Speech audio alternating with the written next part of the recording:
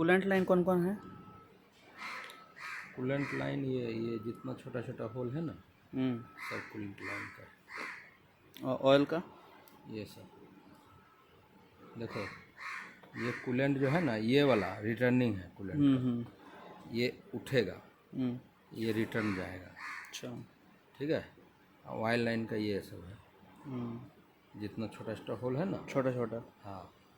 और रिटर्न हो जाता है वो जो पुश रोड वाला है, उससे। अच्छा। सिर्फ ऑयल आने का है, रिटर्न उससे हो जाएगा। ओके।